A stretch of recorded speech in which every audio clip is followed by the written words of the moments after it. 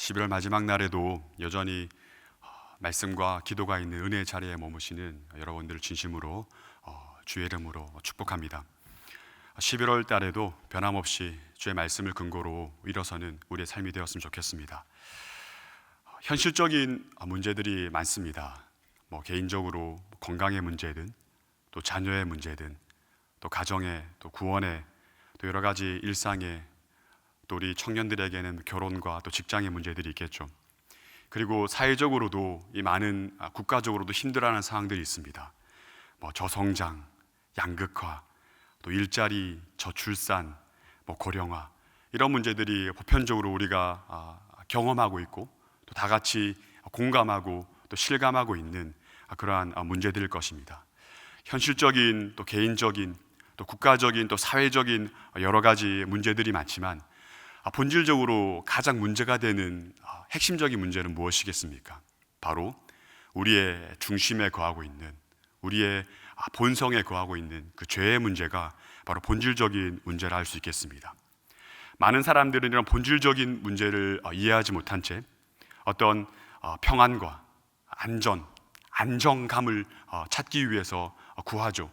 스스로 노력하는 방식으로 또 다른 누군가의 도움을 구하는 방식으로 어떻게든 이런 문제들을 극복해서 평안을 찾고자 또 안전을 누리고자 합니다. 하지만 오늘 시편 말씀은 이런 현실적인 문제를 뛰어넘어서 본질적인 그 죄의 문제를 고백함으로 시작하고 있는 것을 볼 수 있습니다. 그래서 이 죄의 문제를 우리가 어떻게 고백하고 또 어떻게 해결할 수 있는가에 대한 확신과 위로를 오늘 시편 말씀을 통해서 함께 은혜를 누렸으면 좋겠습니다. 우리가 함께 읽은 시편 130편과 131편의 말씀은 동일하게 성전에 올라가는 노래라고 기록하고 있는 것을 우리가 볼 수 있습니다. 성경을 확인하시면 성경 본문 위쪽에 이렇게 제목이 붙어 있습니다. 성전에 올라가는 노래. 시편 120편부터 134편까지 총 15개의 시편이 성전에 올라가는 노래입니다. 여기서 이 성전에 올라가는 모습을 두 가지 모습으로 생각해 볼 수 있습니다. 먼저는 유대인들이 성전의 예배를 위해서 그 고지대인 예루살렘 성전으로 올라가는 모습이고요. 또 다른 한 가지는 레위인들이 성전의 제단, 그 계단을 올라가는 모습입니다. 이 두 가지 모습 모두 하나님을 경외하는 그 예배자의 발걸음이며 예배자들의 일상의 노래입니다. 오늘 이 말씀이 우리에게 주시는 이 하나님의 시편 130편과 131편의 말씀이 이 자리에 머물러서 변함없이 하나님을 예배하는 일상의 예배자들인 저와 여러분의 신앙 고백이요 또 일상의 간절한 노래가 되었으면 좋겠습니다. 먼저 시편 130편은 두 절씩 나눠서 총 4개의 구조로 나누어 볼 수 있습니다. 1절과 2절. 1절과 2절에서는 간구의 내용이 담겨져 있고요. 3절과 4절에서는 확신의 내용, 5절과 6절에서는 간증의 내용, 7절과 8절에서는 격려의 내용이 기록되어 있습니다. 우리 자세히 좀 한 절씩 살펴보도록 하겠습니다. 1절입니다. 1절을 다 같이 한번 읽어보겠습니다. 함께 읽겠습니다. 여호와여, 내가 깊은 곳에서 주께 부르짖었나이다. 시인은 지금 하나님께 간절히 애절하게 애타게 부르짖고 있는 것을 볼 수 있습니다. 그런데 그 부르짖는 위치가 어디라고 의도적으로 기록하고 있습니까? 깊은 곳입니다. 오늘은 마아킴이라는 단어를 사용하는데요. 이 단어는 바다의 맨 밑, 가장 깊은 곳, 그리고 맨 밑바닥을 의미하는 단어입니다. 하나님이 거하시는 그 하늘과는 상대적으로 가장 거리가 먼 곳을 뜻하는 단어입니다. 지금 시인이 겪고 있는 이 고통에 이 죄의 문제가, 직면한 문제가 얼마나 컸으면 하나님이 전혀 느껴지지 않는, 하나님의 손길이 닿을 것 같지 않는 그런 상황, 하나님과의 거리감이 가장 멀리 떨어져 있는 그런 상태로 지금 고통의 깊이를 묘사하고 있는 것을 볼 수 있습니다. 시편 69편을 보면 2절에서 이 마아킴이라는 단어를 깊은 수렁, 깊은 물이라는 단어로 번역하고 있습니다. 무슨 말인가 하면 스스로의 힘으로는 절대 헤쳐나올 수 없는 상황과 상태를 의미하는 말입니다. 자신이 아무리 노력하고 애써도 스스로의 힘으로는 어떻게 할 수 없는 그런 상황과 상태에서 지금 시인이 하나님께 간절하게 부르짖고 있다는 사실입니다. 하나님이 느껴지지 않는 그 극심한 고통의 순간에 하나님께 부르짖고 있습니다. 여기서 부르짖다라는 말이 복수 형태로 기록된 것으로 보아서 단순히 그만 한 번 외치고 한 번 기도한 그런 부르짖음이 아니라는 겁니다. 지속적으로 빈번하게 삶의 모든 시간과 에너지와 모든 자원을 다 들여서 하나님께, 하나님이 이것 들어주지 않으면 절대 안 됩니다라는 그런 마음을 담아서 끊임없이 오랜 시간 하나님께 부르짖었음을 성경을 통해서 볼 수 있습니다. 하나님의 도우심 외에는 그 무엇도, 그 누구의 도움도 바랄 수 없는 상황이죠. 그 누구도 내가 직면한 이 문제를 해결해 줄 수 없는 그 깊은 곳에서 오직 하나님만이 나의 문제를 해결해 줄 수 있다는 그 간절함을 담아 하나님께 부르짖고 있는 시인의 모습을 기록하고 있습니다. 그런데 2절을 보시면 아직 하나님의 응답이 없는 것 같습니다. 2절입니다. 주여 내 소리를 들으시며 나의 부르짖는 소리에 귀를 기울이소서. 그냥 귀가 아닙니다. 원문을 보시면 당신의 귀라고 표현하면서 그 부르짖음을 듣는 주체를 강조하고 있는 모습을 볼 수 있습니다. 하나님, 당신의 귀를 나에게 가까이 대셔서 나의 소리를, 나의 부르짖음을 좀 들어주시옵소서. 하나님께 하나님의 응답을 간절히 간구하고 있는 모습을 동일하게 볼 수 있습니다. 우리가 방금 함께 살펴본 1절과 2절 말씀을 통해서 신이 지금 하나님께 간구하고 있는 태도와 그 자세가 얼마나 간절한지를 확인할 수 있습니다. 이어지는 3절에서는 그 시인은 하나님께 이렇게 간절히 애타게 간절하는 그 간구하는 이유가 무엇인지를 설명하고 있는데요, 우리 3절 한번 다 같이 한번 읽어보겠습니다. 3절 말씀입니다. 여호와여 주께서 죄악을 지켜보실진대. 시인이 현재 하나님께 간절히 간구하고 있는 이유가 무엇 때문입니까? 바로 죄의 문제 때문입니다. 지금 그가 하나님께 간절히 바라는 것은 이 죄를 해결해 달라, 이 죄의 문제를 어떻게 해달라, 죄를 용서해 달라는 기도를 하고 있는 거예요. 그러면서 죄의 문제에 대해서 3가지 사실을 언급합니다. 첫 번째는 사람의 죄악은 하나님의 살피심, 하나님의 감찰하심 앞에 절대 감출 수 없다라는 사실을 고백하고 있고요. 두 번째는 죄인은 절대 하나님 앞에 스스로 설 수 없다라는 사실을 고백하고 있습니다. 마지막 3번째는 죄를 사유하시는, 죄를 용서하시는 권한은 오직 하나님께만 있다. 지금 죄의 문제를 직면한 자신이 죄인임을 인식한 인생의 고백입니다. 첫 번째는 하나님, 주님 앞에 나의 모든 죄가 감출 수 없습니다.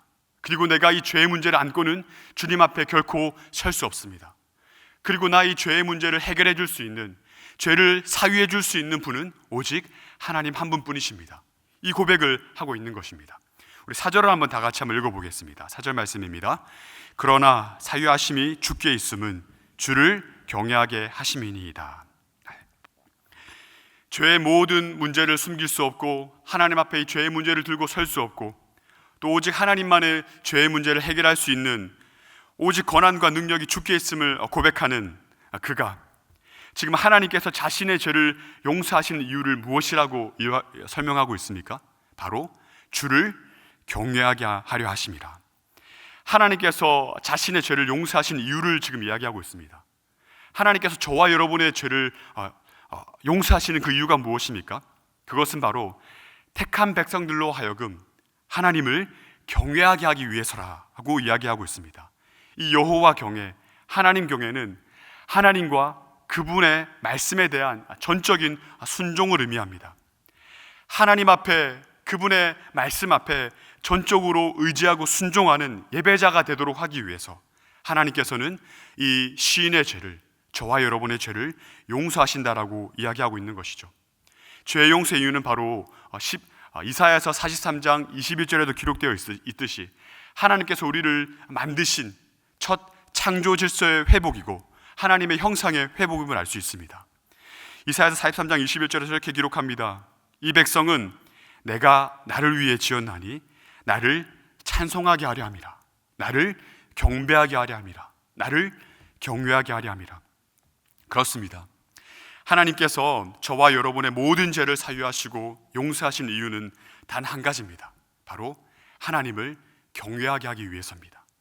하나님의 소유된 백성으로서 그 하나님의 은혜의 언약만을 기억하며 기대하며 죄의 자리에서 돌이켜 하나님의 얼굴을 구하는 것, 하나님과 그분의 말씀으로 온전히 순종하며 회복하기를 원하시는 것, 잃어버린 또 깨져버린 모든 창조 질서를 회복하고 원 위치를 시키는 것, 이것이 바로 하나님께서 저와 여러분의 죄를 용서하시는 이유라고 성경은 소개하고 있는 것이죠. 이렇게 1절부터 4절까지는 이 시인이 하나님을 향해 외쳤다면, 이제 5절부터 8절까지는 세인이 공동체를 향해 외치고 있는 것을 볼 수 있습니다. 5절 말씀입니다. 제가 읽겠습니다. 나 곧 내 영혼은 여호와를 기다리며 나는 주의 말씀을 바라는도다. 깊은 곳에서, 그 누구의 도움도 의지할 수 없는 그 깊은 곳에서 간절함으로 하나님께 제 용서를 간구한 이 시인은 앞으로 자신이 어떠한 자세와 태도를 취할 것인지 고백하고 있습니다. 그 자세와 태도는 무엇입니까?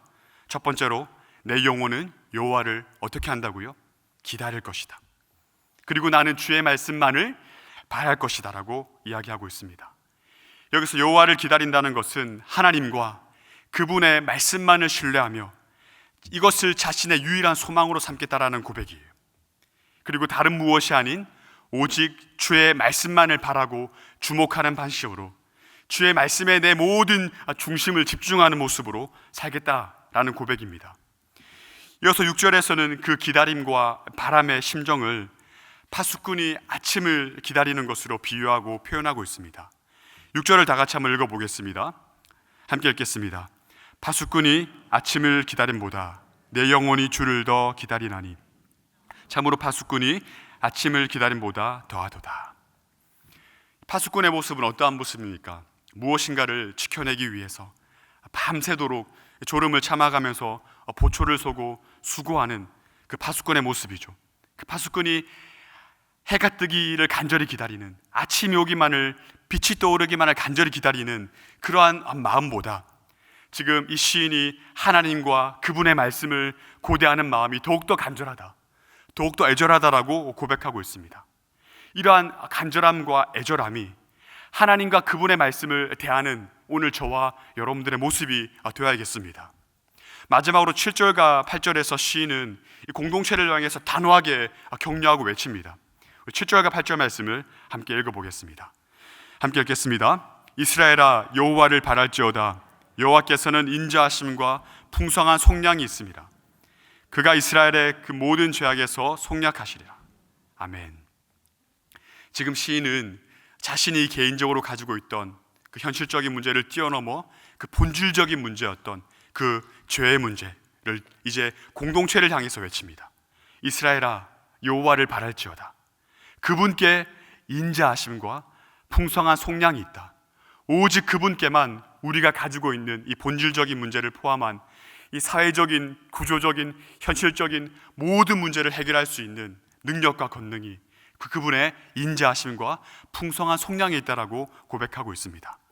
그러니 나와 마찬가지로 우리 공동체도, 이스라엘도 함께 여호와의 자비와 용서를 바라라라고 선포하고 있는 것이죠. 그 근거는 바로 여호와께만 있는 인자하심과 풍성한 속량함입니다. 다른 어떤 것에, 다른 누구에게, 다른 어떤 권세와 권능에게 있지 않다라고 이야기를 하는 겁니다. 그러니 그런 것 기대하지 말고, 그런 것 기다리고 바라는 방식으로 살아가지 말고 오직 여호와의 인자하심과 여호와의 풍성한 속량만을 우리가 기대하고 살아가야 된다라고 이야기하고 있는 것이죠. 현실적인, 본질적인 우리의 모든 문제의 그 사유함이, 그 용서함이, 속량함이 바로 여호와께만 있다라고 이야기를 하고 있는 것입니다. 그러니 다른 것에 시선 두지 말고, 다른 것을 주목하지 말고 오직 여호와만을 바라고 그분의 말씀만을 기대하고 기다리는 방식을 우리가 선택해야 된다. 그 방식으로만 살아가야 된다라고 이야기하고 있는 것입니다. 말씀을 맺도록 하겠습니다.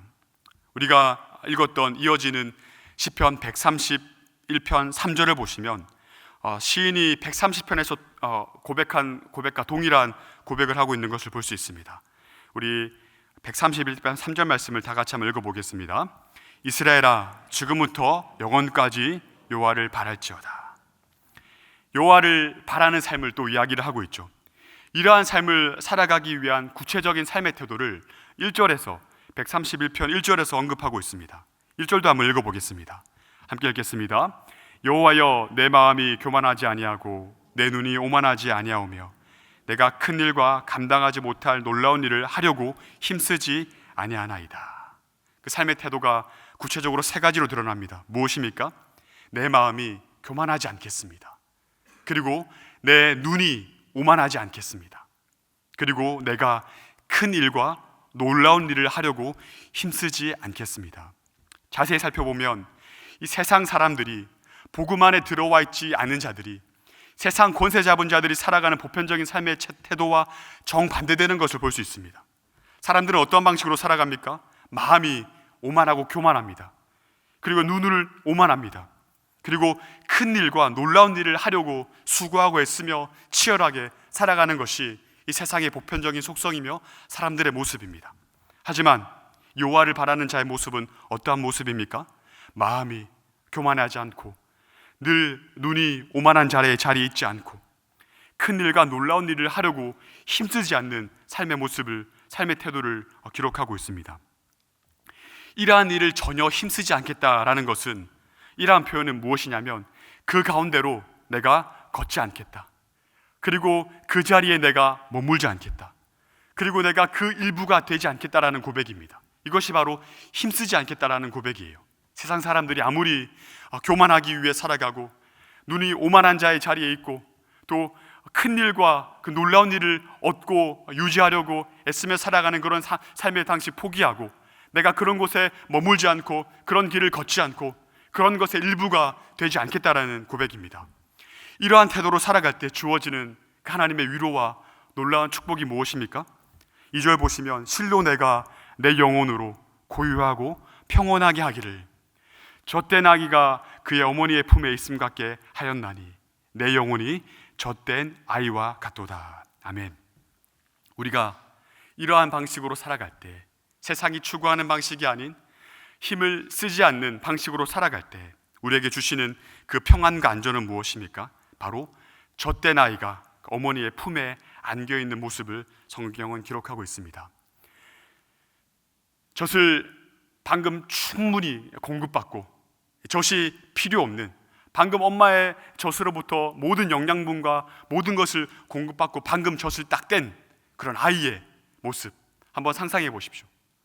아기가 엄마의 모든 것을 이렇게 풍성히 공급받고 다른 어떤 것도 필요 없고 모든 것이 만족하고 모든 것이 기쁘고 모든 것이 자족한 그런 상태에서 나를 사랑하고 나를 지켜주시는 그 어머니의 품에 딱 안겨서 고이 잠을 자고 고이 그 품에 기대 있는, 폭 안겨 있는 그 모습이 바로 저와 여러분들의 삶의 모습이라고 성경은 기록하고 있습니다.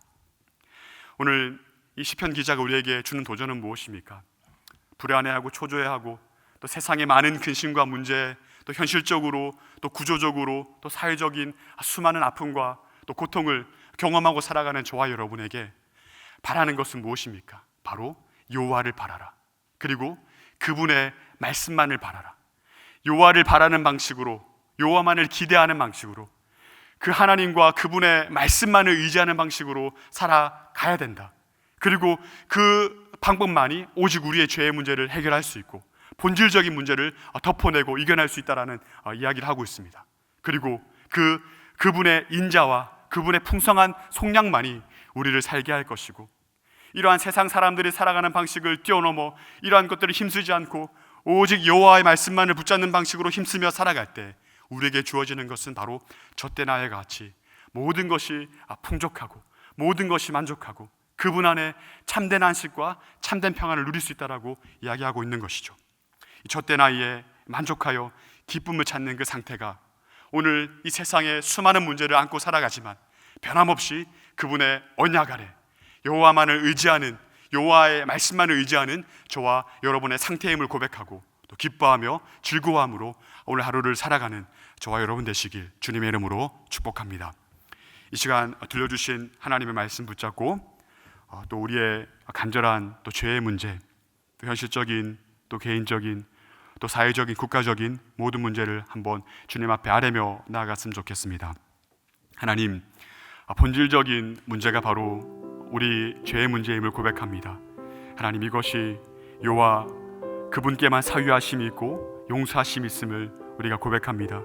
오직 우리의 근거가 여호와의 인자하심이며 또 그분의 풍성한 속량임을 고백하오니 하나님, 그러한 방식으로 살아갈 때, 세상의 것으로 힘주지 않고 살아갈 때에 하나님, 우리 가운데 젖된 아이와 같은 그런 참된 평안과 안식과 만족과 기쁨을 누리는 복된 하루 될 수 있도록 은혜 부어 주시옵소서. 이러한 제목으로 또 우리 사랑하는 3.1교회 또 우리 공동체를 위해서 간절한 기도의 제목을 안고 함께 기도하며 나아가도록 하겠습니다. 기도하겠습니다.